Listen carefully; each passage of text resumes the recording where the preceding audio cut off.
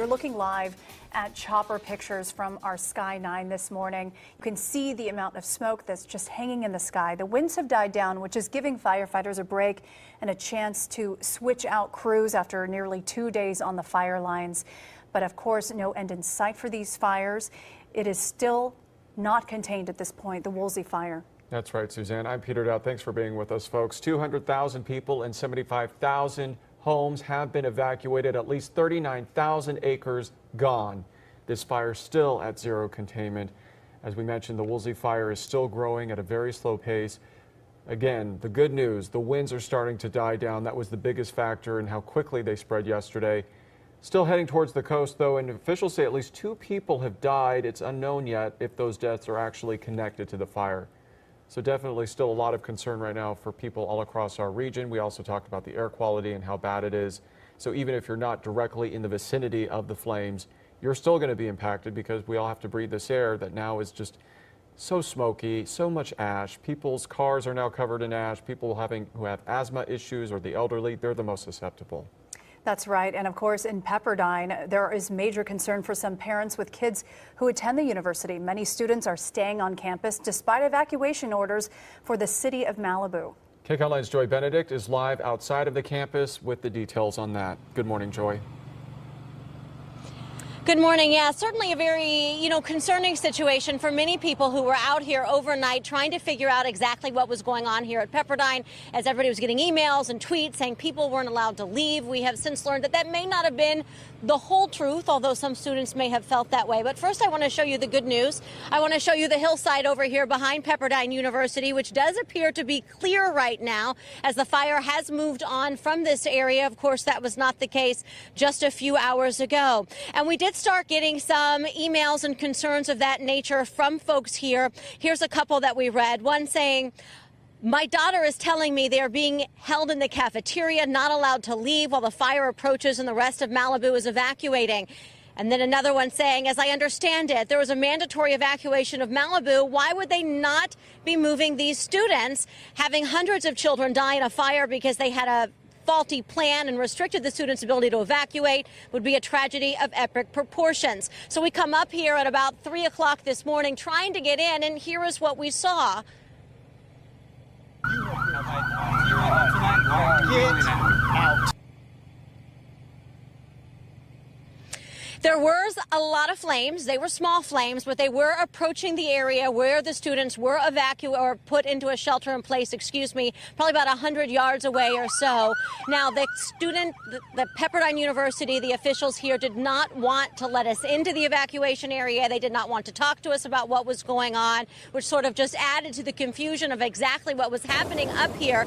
But we are being assured now that the students were allowed to leave if they wanted to, and that they have had this plan to shelter in place for a very long time. And I want to come out live now. I have a former student, someone who was staying with her mother-in-law up there last night. So you did shelter in place with all the students up here. Yes. Fallon Opsahl Barton, you graduated, I guess, last year? Yes, in April. So how was it up there last night? It was predominantly very, very calm. Students, of course, did have some anxieties. I mean, it's really scary, especially at around 10:30 when the fire did crest over the hill. It's scary to see your community threatened by a fire like that. But in all of the past fires that have happened on the Pepperdine campus, from what I understand from people who have been here for many of the past fires, that happens pretty much every year, or every time this has happened, that the fire does crest. It comes right up to the condos. It even will come in these areas, but the fire department knows what they're doing, and they know when fires are an actual threat to structures and when they're not. And so they knew that these fires weren't an actual threat to any of our structures. And where exactly did you stay? So I was in the caf for the night, the cafeteria. Yes. And what was it like in there? What was the atmosphere? Predominantly, again, very calm. Students were, there was some worry, and it's crazy seeing that. But for most of the day, especially as we were just watching the smoke and there were no flames yet, students were calm. They were playing games. We sang in the caf, "Don't Stop Believin'," and a few other songs, and The attitude was one of a lot of positivity. After the tragedy our community experienced on Wednesday night, we lost one of our students in the shooting. She was one of those murdered at Borderline. I think there was a sense of community that drove everyone together. It also heightened some people's sense of anxiety and panic, I believe. I think that's where some senses were coming from, of like they were hearing the administration say, we really highly encourage you to stay. This is the safest place on campus. I think a lot of people were feeling like that means we can't leave. And at times the roads were closed, and at times it was actually true that you couldn't leave, but not because of Pepperdine policy, but because there's nowhere to go. You either drive into a fire or you drive onto a closed street where they'll turn you around. And of course, and as you brought up, it may be the safest place for some students who aren't familiar with the area, who maybe don't have a place to go, or some don't have a vehicle. I mean, for the most part, it's the safest place in the area, period. If you were able to leave earlier, if you had friends or a place to go in Santa Monica and you were able to leave very, very early in the day or even yesterday, then that's safe. But even early in the day, once it became clear that Malibu was evacuating and other people from around the surrounding area were evacuating, the roads were actually very dangerous. People were driving erratically. It was clogged. Someone told me that they were trying to go to Santa Monica at one point in the late or morning, and it took them an hour just to get from here to Ralph's, which is, I don't know, what, 3/4 of a mile. And so that's where a lot of the administration was coming from when they were saying, like, we really, really encourage you to stay. As I mentioned before, I'm a journalist, and so I actually worked for the student media on campus for 6 years and did a lot of reporting on emergency preparedness at Pepperdine. And the administration's plan, the Pepperdine's plan, is just so tight. Their first priority is the safety of all of the students and all of the faculty and staff and all of their children who are here on campus, who live in the faculty staff housing. And so I have a lot of confidence in Pepperdine and my university. And, none of us were harmed, no structural damage. Even with some of the miscommunication that happened with the fire department, they didn't show up quite on time, and that was a huge problem. Pepperdine was very angry about that, and still no structural damage. All right. Well, we got to go. Thank you so much for checking in with us. I appreciate you sharing that side of it and sort of easing some of the confusion that's been going on. But we'll send it back to you guys as we are starting to learn more, and people are starting to come out and share their sides of exactly what happened last night. I'm sure we'll be talking about this for days to come. Oh, I'm sure you're right about that, Joy. And again, glad we're getting both sides of this. We continue our team coverage in Malibu, not too far from where Joy is, where fire has ripped through homes and forced thousands to flee. KCAL 9's Candace Crone is live along PCH, where several homes are still smoldering this morning. In fact, behind you, Candace. Yes, Suzanne, we're just seeing more and more destruction. Take a look. This is the ranch at Solstice Canyon, and that is the rec center. Just a few minutes ago, it was smoldering, but now, as you can see, the flames have reignited yet another hot spot that just kind of sparks back up. But firefighters do believe that eventually it'll just burn itself out, so they're not too worried about it at this point, but they are monitoring, and we can just see them in from our site. But just to the right of it is a home. That home burned down early this morning. We watched it. It caught fire from some of the embers of the other spot fires that are in this area, and by the time crews got here, it was just fully engulfed. But let's take a look at some video. This is what it looked like earlier when it was on fire. We are told that firefighters were able to save the beach clubhouse that was right next door, but unfortunately this house just south of Solstice Canyon Road off of PCH is burned down. About at least 150 homes at this time. The fire jumped PCH last night around 10 o'clock, and that's what forced it to close. As you can see, it is a ghost town out here with mandatory evacuations, no cable, no internet, no phone or anything like that. It's just very deserted out here. Only people that we're seeing, firefighters, and then some last-minute folks who chose to evacuate. Peter and Suzanne. Thank you, Candace. And of course, we'll be staying on top of it all morning. That section of PCH closed. And the devastation is heartbreaking. Many reporters and photographers have seen the destruction as it's been happening. That's right. KCAL 9's Serene Branson here now to show us some of the damage and just the heartache that these people are experiencing right now. Yeah, well, Peter, Suzanne, we have all been out there, right? We have been out on these fire lines. And when you see something happen, when you're on live television, there is nothing so scary. You have to keep it together. And a number of our reporters and photographers have been out there. They've seen houses collapse. They've seen cars catch on fire. And we want to show you some of those images that we've seen. As you can imagine, it's so hard to watch as the fire chews up homes, cars, and everything in its path. This is video of a home collapsing as our crew rolled on the fire. This is right off Canaan Doom Road. This is a scene that we have seen over and over again. Large homes in the Malibu Hills, in the Oak Park area, simply collapsing. This video shows a Volkswagen sedan engulfed in flames on Pacific Coast Highway yesterday, also near Canaan Doom. We're told a relative went to check on a family member and the flames moved so quickly, the car didn't stand a chance. And to our north, the Camp Fire in Butte County near Chico has claimed at least 9 lives.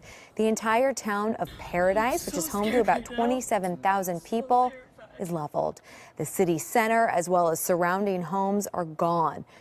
We're told that about 900,000 acres have burned and 6,500 homes destroyed. More than 50,000 people remain evacuated, and as of last night, the fire is only 5% contained. President Trump took to Twitter this morning to talk about the firestorm, and he threatened to cut funding to the state. He wrote, "There is no reason for these massive, deadly, and costly forest fires in California, except that forest management is so poor, billions of dollars are given each year, with so many lives lost, all because of gross mismanagement of the forests. Remedy now or no more federal payments." The comments were Trump's first about the massive wildfires. And you might recall back in August, he posted a similar tweet that blamed other fires on bad environmental laws. At that time, he also claimed that water from Northern California was being diverted into the Pacific Ocean. So pretty controversial message from the president about the wildfires this morning. Of course, this is just the first time that he's talked about this on Twitter, but we'll see what he has to say the rest of the day, because obviously we have a state of emergency in California right now. We really do, Serene. And one of the most harrowing images that you just showed us was that poor family who had to drive through the fire with flames just all around them. Right. You know, as reporters, we go into those situations, but I can't imagine having my baby in the back seat with what little I've taken from my home, knowing that this may be the last time I'm seeing my house. Just goes to show you it's not just here in Southern California dealing with fires all up and down the state, Northern California. And again, it is now considered the worst fire in California history. Right, the Camp Fire up in Butte County, right outside of Chico, the most destructive wildfire in California history. And we heard that last year with the Thomas Fire near Santa Barbara, but now another fire has taken that title. So it's just unfortunate that we keep seeing this more and more, it seems. Right, yeah. It seems like every year we're setting a new record, not a good one. No. That's right. And there are fires burning right now. We have our Sky 9 over a fire in Agora Hills where there is a home on fire. We don't want to forget, even though Malibu is decimated in many areas, parts of the valley are affected. The 101 between Hidden Hills and Westlake Village remains closed because firefighters are busy out there trying to keep an eye on hot spots. This fire looks like maybe it had been put out earlier and then flared up again, which is always scary because you can see the homes around there. It looks like either they've burned down or that they've been protected, but everything else is quiet around that house. And that one is engulfed in flames again. And what's dangerous, and thankfully the winds aren't high, but if an ember does shoot off into a nearby house, that's the fear that the fire department has, is that it could spread yet again. And we have seen that time and time again, haven't we, Suzanne, where it looks like things are over, the fire crews have left the scene, and then suddenly something like this happens, including here in Agora Hills, where suddenly something sparks back up, an ember just catches something, and another home is destroyed. We could tell you this is at least one of 150 homes now destroyed. And again, more than 200,000 people evacuated. The good news, though, at least, is that the wind is not as potent, is not as powerful and erratic as it was yesterday. Markina, you're tracking that for us. I am, Peter. Good morning. We are looking at a more onshore flow today, which for us will mean a couple of things. It means the winds will relax and it means temperatures will be cooler. But you'll notice when you look at this graphic that the red flag warning is in effect through Tuesday evening. That is because as we get into Sunday morning, tomorrow morning, the winds will pick up again. For now, not a problem. This is a normal wind day, if you will, around Southern California. Nothing going on. Most places are calm. Winds are not an issue. But as we go forward in time to tomorrow morning, you can see tomorrow afternoon early, these winds will start to pick up, and that will be the focus as we get into all day Sunday. This is something that can't be managed. This is Mother Nature. We're talking about gusty winds that are up and over 40, 45 miles an hour for Santa Clarita, for Santa Paula. You get into some of the higher elevations, and easily we could see those winds gusting up and over 50 and 60 miles an hour. Even as we go through Sunday afternoon, still pretty windy. And these are just areas where our weather monitors are. In some of the higher elevations where we don't have weather monitors, where people live still, you know, some of these winds could be even stronger than this. So this is something that we are going to watch as we get back into Sunday. Sunday is probably going to be another very busy day in terms of fires and in terms of certainly wind and, of course, low humidity. The humidity isn't going to get any higher as we go through the course of the day today. Even though the winds are going to relax a little bit, it is still going to be a very dry day. You can see that we're looking at humidity levels here for Ontario at 18%. So that is a look at what we're doing right now weather-wise. For now, we'll send it back to you.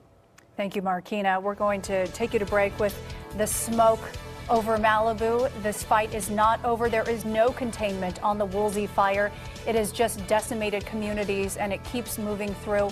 We have our eyes on it with multiple reporters on the scene.